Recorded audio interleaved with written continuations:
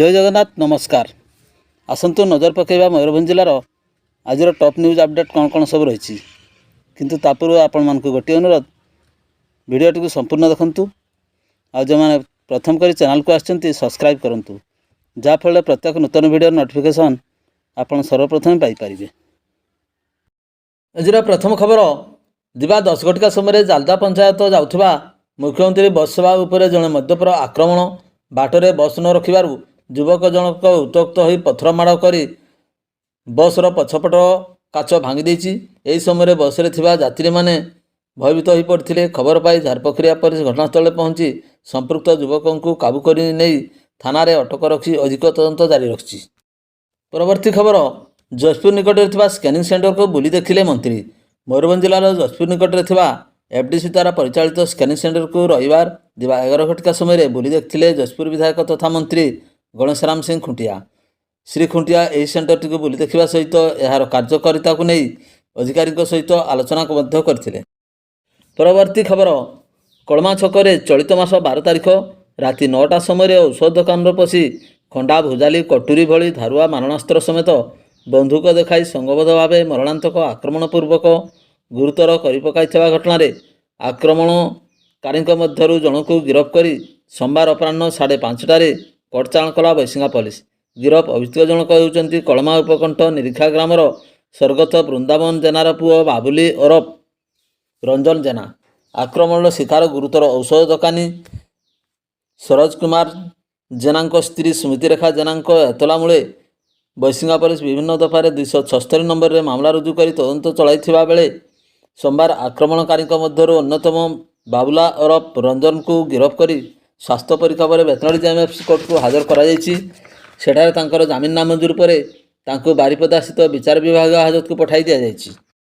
परवर्ती खबर केवटुणीमार नाबालक सुवर्णरेखा केनाल गाधोई बेले भासी जाए मृत्यु। सुवर्णरेखा मुख्य केनाल केवटुणीमार सोमवार दिवा 2 घटिका समय नाबालक गाधोउथबा समय मृत्यु होईछि। केनाल पानी स्रोत अधिक थिबारु नाबालक जनक भासी जाइथिले।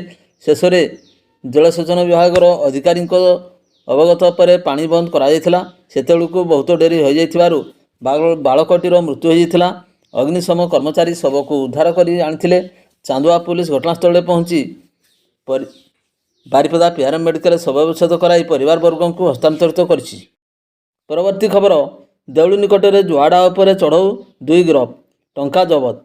मयूरभंज जिलार चांदुआ पुलिस द्वारा देउली निकट में जुआड़ा उपर चढ़ऊ करिथिला पुलिस। घटनास्थल जुआपाई व्यवहृत विभिन्न प्रकार सामग्री 890 टंका जबत करने सहित यही मामलें 2 जन को गिरफ करछि पुलिस। एने थाना एक मामला रुजु कर अधिक तदंत करुछि पुलिस। एने पुलिस सोमवार राति 8 घटिका समय एक सूचना प्रदान करिछि। परवर्ती खबर बांगरीबसी अग्निशम कार्यालय कर्मचारी उपरकू गरम पानी छाटिबा घटना हाबिलदार निलंबित।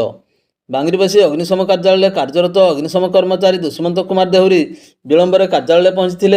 एने सेठारे कार्यरत हाबिलदार नूतन मल्लिक तांकू गालीगुलज करथिले।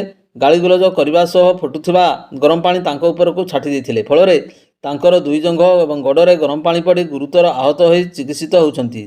तेबे विभागीय अधिकारी घटना पर विचार करी हाबिलदार नूतन मल्लिक को सोमवार राति 7 घटिका समय चाकरी निलंबित कर सूचना मिली। परवर्ती खबर बेतनड़ी थाना कृष्णचंद्रपुर फांडी अधीन पुराणा लंगलकोटा ठारे सोमवार राति 7:30 समय भारतीय जनता पार्टी पक्षर आयोजित सदस्यता संग्रह अभियान कार्यक्रम में जोगदेले ओडिशा नगर उन्नयन और साधारण अभियोग विभाग मंत्री डॉक्टर कृष्णचंद्र महापात्र। जिला सभापति कांद्रा सोरेन अध्यक्षतार आयोजित कार्यक्रम में मानव उन्नयन और साधारण अभियोग विभाग मंत्री श्रीजुक्त महापात्र समेत जिला सभापति परेश चंद्र महापात्र प्राक्तन जिला परिषद सदस्य गिरीश चंद्र महांत प्रमुख जोग देइथिले। एही अवसर में बीजेपी पक्षर आरंभ करा जायतिबा सदस्यता संग्रह अभियान बाबद मानव मंत्री श्रीजुक्त महापात्र आलोचना करथिले। एही कार्यक्रम में दांतिया महामंडल समेत विभिन्न स्थानरू दलीय कर्मकर्ता प्रमुख अंशग्रहण करथिबा देखिबाकू मिलिथिला। परवर्ती खबर बेतनड़ी अबकारी थाना पक्षर सोमवार 3टी पृथक स्थान में चढ़ाऊ करा जाई चरा देशी मद और विदेशी मद जबत करा सहित यह बेआईन कारबार जड़ित 3 जन को गिरफ कर अपराह्न 5:30 कटचारण करिछि ଗିରଫ ଅଭିଯୁକ୍ତମାନେ ହେଉଛନ୍ତି ବଡ଼ସାହି ଥାନା ଅନ୍ତର୍ଗତ ଦୁର୍ଗାପୁର ଗ୍ରାମର ସରସ୍ୱତୀ ସିଂ ଏବଂ ଦୁର୍ଗାପୁର ଉପକଣ୍ଠ ତ୍ରିଲୋଚନପୁର ଗ୍ରାମର ମିନୁ ସିଂ। ଉଭୟଙ୍କ ନିକଟରୁ ମୋଟ 37 ଲିଟର ଚରାଦେଶୀ ମଦ ଜବତ କରାଯାଇଥିବା ବେଳେ ବୈଶିଙ୍ଗା ଥାନା ନଡ଼ପୁର ଗ୍ରାମର ଚଢ଼ାଉ କରାଯାଇ 6.5 ଲିଟର ପରିମାଣର ବିୟର ଜବତ କରାଯାଇଥିଲା। ଏନେଇ ଅବକାରୀ ବିଭାଗ ପକ୍ଷରୁ 3ଟି ପୃଥକ ମାମଲା ରୁଜୁ କରି ଅଭିଯୁକ୍ତମାନଙ୍କର ସ୍ୱାସ୍ଥ୍ୟ ପରୀକ୍ଷା ପରେ ବେତନଡ଼ି ଜେଏମ୍ଏଫ୍ସି କୋର୍ଟକୁ ଚାଲାଣ କରାଯାଇଥିବାର ସୂଚନା ମିଳିଛି। ପରବର୍ତ୍ତୀ ଖବର, ରାଇରଙ୍ଗପୁର କୁର୍ମୀ ଭବନଠାରେ ବୈଠକ ଅନୁଷ୍ଠିତ। ସୂଚନା ଅନୁଯାୟୀ ସେପ୍ଟେମ୍ବର 6 ତାରିଖକୁ କୁର୍ମୀ ସମ୍ପ୍ରଦାୟର ବିଶାଳ ସମାବେଶ ସହ ବିକ୍ଷୋଭ ପ୍ରଦର୍ଶନ କରିବା ପାଇଁ ପ୍ରସ୍ତୁତି ବୈଠକ ଅନୁଷ୍ଠିତ ହୋଇଯାଇଥିଲା। କୁର୍ମୀ ସମ୍ପ୍ରଦାୟର ଆଦିବାସୀ ବର୍ଗରେ ଅନ୍ତର୍ଭୁକ୍ତ କରିବା ପାଇଁ ଏକମାତ୍ର ଉଦ୍ଦେଶ୍ୟ ରହିଛି। ତେଣୁ ପ୍ରତିବର୍ଷ କୁର୍ମୀ ସମ୍ପ୍ରଦାୟ ପକ୍ଷରୁ ନିଜର କାର୍ଯ୍ୟ ଦାବି ପାଇଁ ସେପ୍ଟେମ୍ବର 6 ତାରିଖ ଦିନ କଳା ଦିବସ ପାଳନ କରିଆସୁଛି। କାରଣ 1950 ମସିହା ସେପ୍ଟେମ୍ବର 6 ତାରିଖ ଦିନ କୁର୍ମୀମାନଙ୍କୁ ଅନୁସୂଚିତ ଜାତିରୁ ବାଦ୍ ଦିଆଯାଇଥିଲା। ତେଣୁ ସେହିଦିନ ସେମାନେ କଳା ଦିବସ ରୂପେ ପାଳନ କରିଥାନ୍ତି। ତେଣୁ ସନ୍ଧ୍ୟା 6ଟା ସମୟରେ କୁର୍ମୀ ଭବନ ପକ୍ଷରୁ ସୂଚନା ପ୍ରଦାନ କରାଯାଇଛି। ପରବର୍ତ୍ତୀ ଖବର, ହଳଦୀପଶି ନିକଟରେ ହାତୀ ଉପଦ୍ରବ ବ୍ୟାପକ ଫସଲ କଲେ ନଷ୍ଟ। କରଞ୍ଜିଆ ବନଖଣ୍ଡର ଦୁଧିଆନି ବନାଞ୍ଚଳର ହଳଦୀପଶି ନିକଟରେ ହାତୀ ଉପଦ୍ରବ ଯୋଗୁଁ ଗ୍ରାମବାସୀ ଆତଙ୍କିତ ଅବସ୍ଥାରେ ରହିଛନ୍ତି। ସନ୍ଧ୍ୟା ପ୍ରାୟ 7 ଘଟିକା ସମୟରେ ଦୁଧିଆନି ବନାଞ୍ଚଳ ହଳଦୀପଶି ନିକଟରେ ହାତୀପଲ ପହଞ୍ଚିବା ବାଟରେ ବ୍ୟାପକ ଧାନତଳି ନଷ୍ଟ କରିବା ସହିତ ରୁଆ ଧାନକୁ ନଷ୍ଟ କରିଥିବାରୁ ସୂଚନା ମିଳିଛି।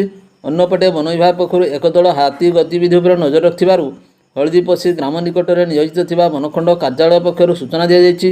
ଖରିଫ ଧାନ ଚାଷ ସମୟରେ ହାତୀ ଉପଦ୍ରବ ଯୋଗୁଁ ବ୍ୟାପକ ଧାନତଳି ସହିତ ରୁଆ ଧାନ ନଷ୍ଟ ହେଉଥିବାରୁ ଚାଷୀକୂଳ ଚିନ୍ତାରେ ପଡ଼ିଛନ୍ତି। ଅନ୍ୟପଟେ ହାତୀ ଉପଦ୍ରବ ଯୋଗୁଁ ରାତି ସମୟରେ ସ୍ଥାନୀୟ ବାସିନ୍ଦାମାନେ ନିଆଁ ଜାଳି ଜଗି ରହିଥିବା ଦେଖିବାକୁ ମିଳିଛି।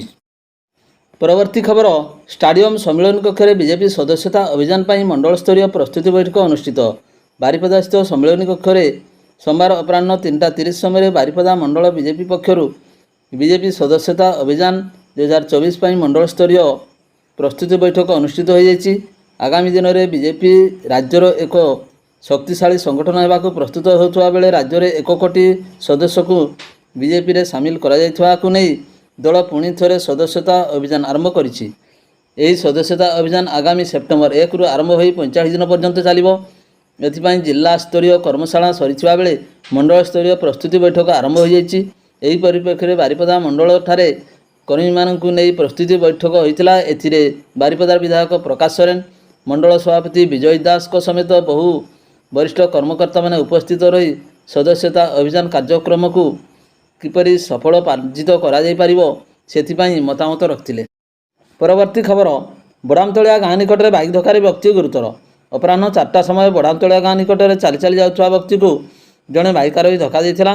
ଏହାପରେ ସ୍ଥାନୀୟ ଲୋକମାନେ ଗୁରୁତର ବ୍ୟକ୍ତି କାଲା ସିଂଙ୍କୁ ଆମ୍ବୁଲାନ୍ସ ଯୋଗେ ରାଇରଙ୍ଗପୁର ଡାକ୍ତରଖାନାରେ ଭର୍ତ୍ତି କରିଥିଲେ। ଉକ୍ତ ବ୍ୟକ୍ତି ସେଠାରେ ଚିକିତ୍ସିତ ହେଉଥିବାର ସୂଚନା ମିଳିଛି। ପରବର୍ତ୍ତୀ ଖବର, କରଞ୍ଜିଆ ବନଖଣ୍ଡ ଅଧୀନ ବିଭିନ୍ନ କାର୍ଯ୍ୟକ୍ରମରେ ଯୋଗଦେଲେ ରାଜ୍ୟ ଜଙ୍ଗଲ ପରିବେଶ ଏବଂ ଶ୍ରମ ମନ୍ତ୍ରୀ। ରାଜ୍ୟ ଜଙ୍ଗଲ ଏବଂ ଶ୍ରମ ମନ୍ତ୍ରୀ ଗଣେଶରାମ ସିଂ ଖୁଣ୍ଟିଆ ଦିବା 2 ଘଟିକା ସମୟରେ ଅପରାହ୍ନ 5ଟା ଯାଏଁ ଦିବସବ୍ୟାପୀ ବିଭିନ୍ନ କାର୍ଯ୍ୟକ୍ରମରେ ଯୋଗ ଦେଇଛନ୍ତି। କରଞ୍ଜିଆ ବନଖଣ୍ଡ ଅଧୀନ ଘାଗରବେଡ଼ା ଶିଶୁ ମନ୍ଦିରଠାରେ ଜନ୍ମାଷ୍ଟମୀ ପାଳନ ଅବସରରେ ଯୋଗ ଦେଇ ବୃକ୍ଷରୋପଣ କରିବା ପରେ ଖପୁରାଠାରେ ନୂତନ ରାଧାକୃଷ୍ଣ ମନ୍ଦିର ପ୍ରତିଷ୍ଠା ଉତ୍ସବରେ ମଧ୍ୟ ଯୋଗ ଦେଇଥିବା ଦେଖିବାକୁ ମିଳିଛି। ସମସ୍ତ କାର୍ଯ୍ୟକ୍ରମ କରଞ୍ଜିଆ ବନଖଣ୍ଡ ଅଧିକାରୀ ଶ୍ରୀକାନ୍ତ ନାୟକ, ସହକାରୀ ବନ ସଂରକ୍ଷକ ଫାଲ୍ଗୁନୀ ବେହେରା ଓ ମଦନ ମୋହନ ମହାନ୍ତ, ବନାଞ୍ଚଳ ଅଧିକାରୀ ପ୍ରଶାନ୍ତ କୁମାର ସ୍ୱାଇଁ, ବନପାଳ ବ୍ରହ୍ମାନନ୍ଦ ବେହେରାଙ୍କ ସମେତ କର୍ମଚାରୀମାନେ ଉପସ୍ଥିତ ରହି ସହଯୋଗ କରିଥିଲେ। ପରବର୍ତ୍ତୀ ଖବର, କେନ୍ଦୁଝର ଜିଲ୍ଲା ପାଟଣା ଥାନାର ଜଣେ ମହିଳାଙ୍କୁ କରଞ୍ଜିଆର ଜଣେ ଯୁବକ ଅପହରଣ ଓ ଦୁଷ୍କର୍ମ ଅଭିଯୋଗରେ ପାଟଣା ପୁଲିସ ରବିବାର ଯୁବକକୁ ଗିରଫ କରିଛି। ଗିରଫ ଯୁବକ ଜଣକ ହେଲେ କରଞ୍ଜିଆ ୱାର୍ଡ ନମ୍ବର 13 ନିଉତି ସାହିର କାହ୍ନା ବ୍ରହ୍ମାଚାର୍ଯ୍ୟ, ବୟସ 24 ବର୍ଷ। ଅଭିଯୋଗ ଅନୁଯାୟୀ ଚଳିତ ମାସ 20 ତାରିଖରେ ପାଟଣା ଥାନା ସାହାରାପଡ଼ା ବ୍ଲକ ବାଲିଆଡିହା ଗ୍ରାମର କେତେଜଣ ମହିଳା କାହ୍ନା ଚଳାଉଥିବା ଏକ କାରକୁ ଭଡ଼ାରେ ନେଇ ବିଷୟକୁ ଆଦିବାସୀ ମେଳା ଦେଖିବାକୁ ଯାଇଥିଲେ। ମେଳାରୁ ଗ୍ରାମକୁ ଫେରିବା ପରେ ଜଣକୁ ଛାଡ଼ି ସମସ୍ତେ ମହିଳା ଓହ୍ଲାଇ ଯାଇଥିଲେ। ଉକ୍ତ ମହିଳା ଘର ଗ୍ରାମର ଶେଷ ମୁଣ୍ଡରେ ଥିବାରୁ ତାଙ୍କୁ ଘର ନିକଟକୁ ଛାଡ଼ିବାକୁ କାହ୍ନା ଯାଇଥିଲେ। ମାତ୍ର ମହିଳାଙ୍କୁ ଘରେ ନ ଛାଡ଼ି କରଞ୍ଜିଆକୁ ଆଣି ଏକ ଘରେ 4 ଦିନ କାହ୍ନା ବଳାତ୍କାର କରିଥିଲେ। ଖବର ପାଇ ମହିଳାଙ୍କ ସ୍ୱାମୀ ଏବଂ ତାଙ୍କ ସାଥୀ କରଞ୍ଜିଆକୁ ଖୋଜିବାକୁ ଆସିଥିବା ସମୟରେ କାହ୍ନା ସହ ତାଙ୍କ ସ୍ତ୍ରୀଙ୍କୁ ବସଷ୍ଟାଣ୍ଡ ନିକଟରେ ଠାବ କରିଥିଲେ। ସ୍ୱାମୀଙ୍କୁ ଦେଖି କାହ୍ନା ବସଷ୍ଟାଣ୍ଡ ନିକଟ ଏକ ଘର ଛାତରୁ ଡେଇଁ ପଳାଇବା ପାଇଁ ଉଦ୍ୟତ ହେଉଥିବାରେ ଆଘାତ ହୋଇଥିଲେ ତାଙ୍କୁ ଡାକ୍ତରଖାନା ନିଆଯାଇଥିଲା। ଚିକିତ୍ସା ପରେ କରଞ୍ଜିଆ ପୁଲିସ ତାଙ୍କୁ ଥାନାରେ ଅଟକ ରଖି ପଚରାଉଚରା କରିଥିଲେ। ପାଟଣା ପୁଲିସ ଥାନାରେ ମାମଲା 282 ରୁଜୁ କରି କାହ୍ନାକୁ କରଞ୍ଜିଆରୁ ଗିରଫ କରି କଟଚାଣ କରିଥିବା ସହ ତାର କାରକୁ ମଧ୍ୟ ଜବତ କରାଯାଇଛି। ପରବର୍ତ୍ତୀ ଖବର, ମୟୂରଭଞ୍ଜ ଜିଲ୍ଲା ଶୋଳିଆପଦା ବ୍ଲକର ଗାଁ ଗଣ୍ଡାରେ ବେଆଇନ ଔଷଧ ଦୋକାନ ସଂଖ୍ୟା ବଢ଼ିବାରେ ଲାଗିଛି। ବ୍ଲକରେ ପାଖାପାଖି 8-10ଟି ସ୍ଥାନରେ ବିନା ଲାଇସେନ୍ସରେ ଚାଲିଛି ଔଷଧ ଦୋକାନ ଏବଂ ରୋଗୀ ଚିକିତ୍ସା। ସାଧାରଣ ଲୋକ କିଛି ନ ଜାଣି ଏଭଳି ଔଷଧ ଦୋକାନକୁ ଯାଇ ଔଷଧ କିଣିବା ସହ ଚିକିତ୍ସିତ ହେଉଛନ୍ତି। ଶୋଳିଆପଦା ବ୍ଲକ ଏବଂ ପଶ୍ଚିମବଙ୍ଗର ଗରିବ ଆଦିବାସୀ ଲୋକଙ୍କୁ ନକଲି ଔଷଧ ବିକ୍ରି କରି ଭୁଆଁ ବୁଲାଉଛନ୍ତି ଏହି ଔଷଧ ଦୋକାନୀ। ଡାକ୍ତରଙ୍କ ପାଇଁ ଉଦ୍ଦିଷ୍ଟ ନମୁନା ଔଷଧ ଏହି ଦୋକାନମାନଙ୍କରେ ବିକ୍ରି ହେଉଛି। ତେବେ ଏତେ ମାତ୍ରାରେ ନମୁନା ଔଷଧ ଆସୁଛି କୁଆଡ଼ୁ ବୋଲି ସାଧାରଣରେ ପ୍ରଶ୍ନବାଚୀ ସୃଷ୍ଟି ହେଉଛି। ଖଟିଖିଆ ଦିନ ମଜୁରିଆ ମଫସଲିଆ ଲୋକ ନମୁନା ଔଷଧ ସଂକ୍ରାନ୍ତରେ ଜାଣନ୍ତି ନାହିଁ। ଏମାନଙ୍କୁ ଠକି ପଇସା ଦୋକାନୀ ବେଶ ଲାଭବାନ ହେଉଛନ୍ତି। ଏହି ପ୍ରଶ୍ନ ଉଠୁଛି ସ୍ୱାସ୍ଥ୍ୟ ବିଭାଗ, ଜିଲ୍ଲା ପ୍ରଶାସନ ଏ ସମ୍ପର୍କରେ କିପରି ଜାଣିପାରୁନାହିଁ। ଏହି ଅଭିଯୋଗରେ ତଦନ୍ତ କରାଯାଇ ବେଆଇନ ଔଷଧ ଦୋକାନମାନଙ୍କ ବିରୁଦ୍ଧରେ କାର୍ଯ୍ୟାନୁଷ୍ଠାନ ଗ୍ରହଣ କରିବାକୁ ସାଧାରଣରେ ପ୍ରଶ୍ନ ଉଠୁଛି। ଭିଡ଼ିଓଟିକୁ ଶେଷ ପର୍ଯ୍ୟନ୍ତ ଦେଖିଥିବାରୁ ଅନେକ ଅନେକ ଧନ୍ୟବାଦ।